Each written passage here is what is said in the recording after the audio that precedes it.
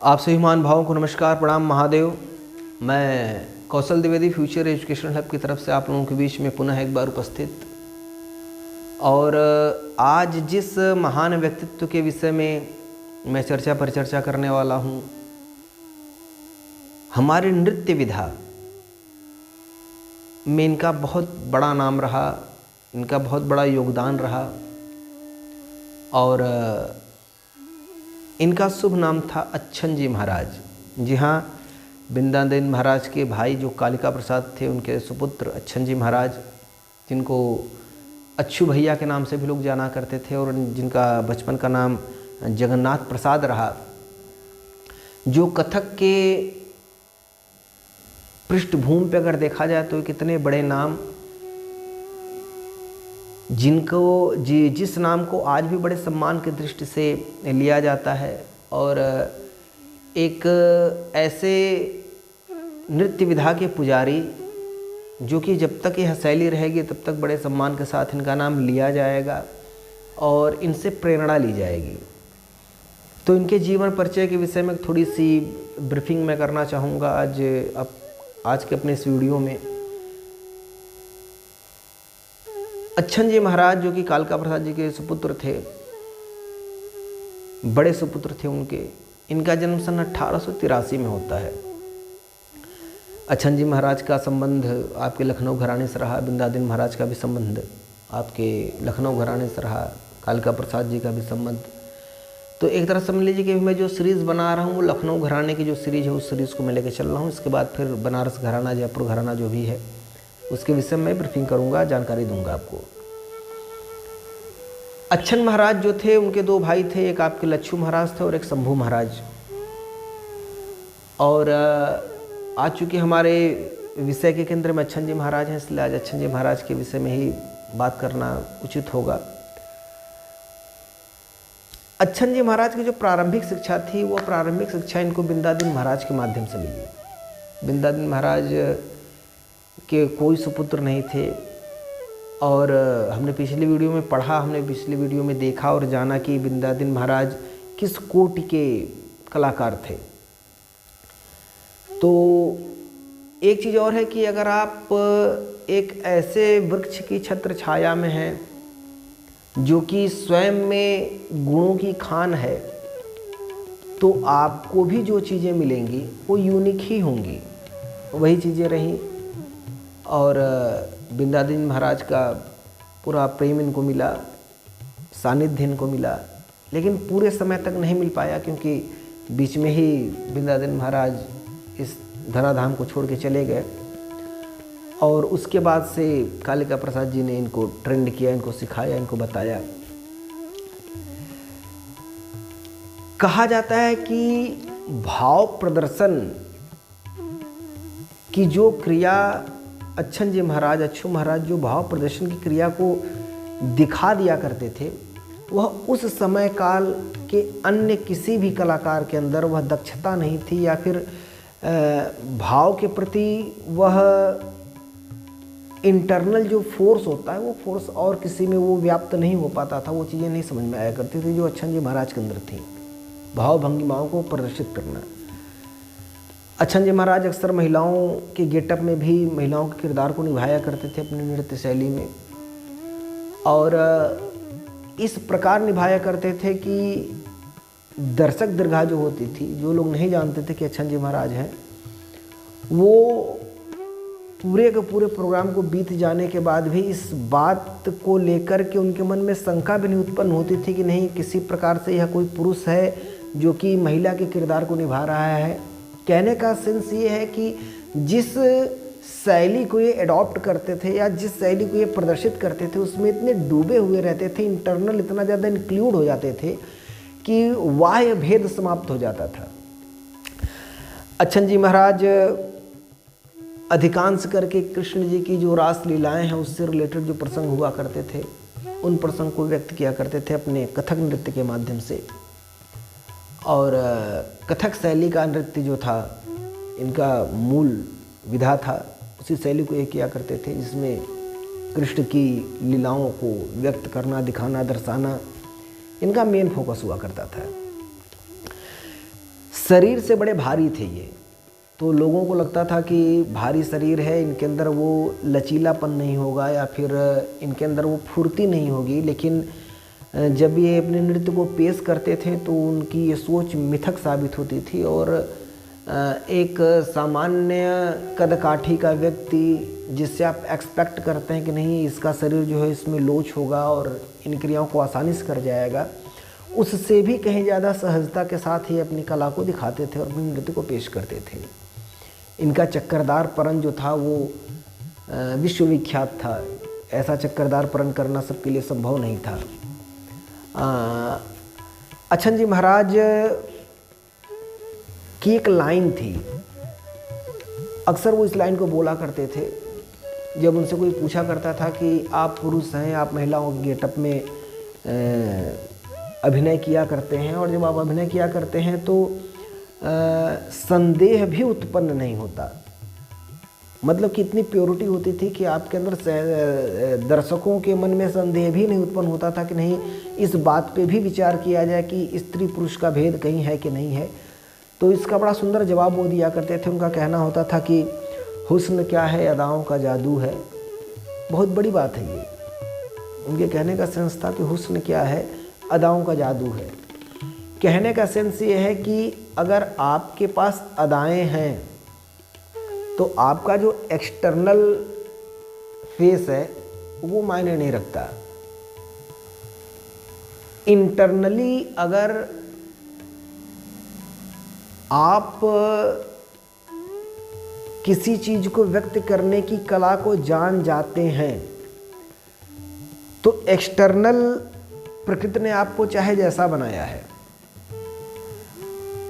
आप उस कॉम्बिनेशन को इंटरनली और एक्सटर्नली दोनों के कॉम्बिनेशन को इतना ज़्यादा साध लेंगे कि आप आकर्षक हो जाएंगे और लोग आपसे आकर्षित रहेंगे।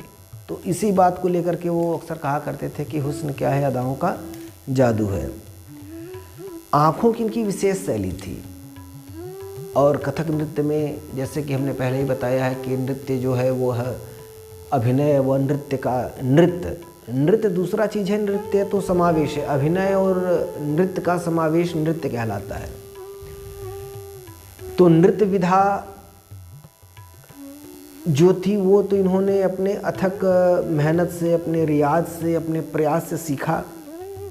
लय ताल के साथ आंगिक क्रियाओं को किस प्रकार से किया जाए, क्या कॉम्बिनेशन बनाया जाए।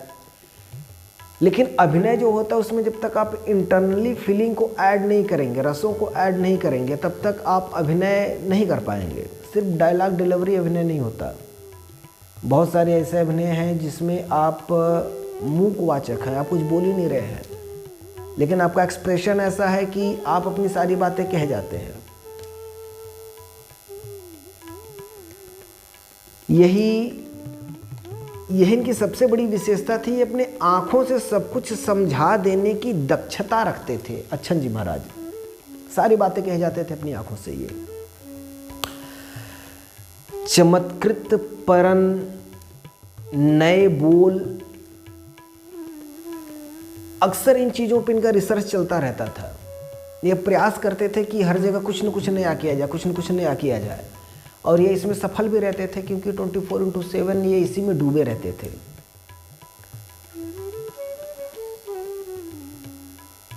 अच्छन जी महाराज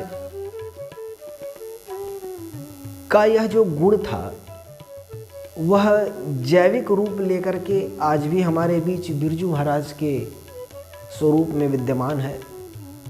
और मैं स्वयं को इस परिप्रेक्ष्य में थोड़ा सा क्या कहते हैं, लकी मानता हूँ कि मुझे अवसर मिला 2-4 बार ऐसा कि मैं जाकर के पर्सनल उस प्रोग्राम को, बिरजू महाराज के प्रोग्राम को लाइव हमने देखा, मौका हमें मिला। और मैं अपना पर्सनल एक्सपीरियंस बता रहा हूँ कि प्रोग्राम हम उनका देखने गए थे बिरजू महाराज जी का, और बिरजू महाराज जी के प्रोग्राम में बैठने के लिए जगह नहीं थी। इतनी ऑडियंस थी कि बैठने के लिए जगह नहीं थी। और आप मान लीजिए कि एक पैर पे आधा झुक करके 2 लोगों के कमर के बीच से अपनी गर्दन निकाल करके मैं उस प्रोग्राम को देख रहा था। और चूँकि ये स्थिति इसलिए थी कि बैठने के लिए जो जगह थी वो स्टेज से काफ़ी दूर थी और मैं नज़दीक से ये चीज़ देखना चाहता था। आप मान के चलिए 15-20 फीट की दूरी से मैं देखना चाहता था कि यार इतनी दूरी से मैं देखूँ तो मुझे और स्पष्टता के साथ दिखाई दे। मैंने देखा लगभग 1 घंटा से ऊपर ही प्रोग्राम रहा होगा और 1 घंटे तक मैं उस स्थिति में खड़ा रहा। मुझे इस बात का बोध नहीं था कि मैं इतनी देर से इस तरह से खड़ा हूँ और मानो वो घंटा 1.5 घंटे का समय ऐसे बीत गया जैसे एक चुटकी बजाते 1 सेकंड निकल गया हो। इतना प्रभाव और एक ऐसा आकर्षण जो कि दर्शकों के शुद्ध बुद्ध को भुला दे, वह चीज़ मैंने बिरजू महाराज में देखी। और बिरजू महाराज जी के मुखार बिंदु से मैंने ये सुना कि मेरे पास जो है वो मेरे गुरुओं का चरण रज है। अब सोचिए कितनी बड़ी बात। बिरजू महाराज आज के टाइम पीरियड में सबसे बड़े कथक के कलाकार हैं हमारे पूरे देश के, ऑल ओवर वर्ल्ड आप कह लीजिए। उनका कहना था, चूँकि उनका बड़प्पन था, इसमें कोई दो राय नहीं, और गुरु शिष्य परंपरा में ऐसा होता है, गुरु के प्रति यह सम्मान हर शिष्य को रखना चाहिए, इसमें भी कोई डाउट नहीं है, ये हम लोगों के लिए एक संदेश भी होता है। लेकिन अगर इस बात को इस दृष्टि से भी देखा जा सकता है कि इतना बड़ा कलाकार क्या महसूस करता है अपने गुरुओं के बारे में। उनका कहना था जो हमारे गुरु रहे जिनसे हमने ये चीज़ पाया, कण मात्र बराबर में उसके नहीं हूँ, और जो कण मात्र बराबर स्वयं को नहीं कह रहा है उसके पास इतनी क्षमता है कि वो हमारे जीवन के घंटा 1.5 घंटा ऐसे ले गया जैसे कि हम कोई सपना देख रहे हों। जैसे नींद आ जाने के बाद रात बीत जाती है और सुबह पता नहीं चलता कि हम कितनी देर सोए थे, वो स्थिति होती है और उस स्थिति को हमने महसूस किया, हमने देखा है। आज के समय में कथक की इस धारा को बिरजू महाराज बड़े शिद्दत के साथ, बड़ी मेहनत के साथ आगे की ओर लेकर के चल रहे हैं। खैर आज बिरजू महाराज टॉपिक हमारे नहीं है, हमारे टॉपिक अच्छन जी महाराज। तो अच्छन जी महाराज के गुण जो है बिरजू महाराज जी में दिखते हैं। अच्छन जी महाराज की सेवाएं बहुत दिनों तक नहीं रहीं और बहुत जल्दी इस धराधाम को छोड़ के चले गए। कुछ विद्वानों का मानना है कि 11 मई सन 1847 को उनका निधन हुआ। कुछ जगहों पे मिलता है कि नहीं 1950 में इनका निधन हुआ।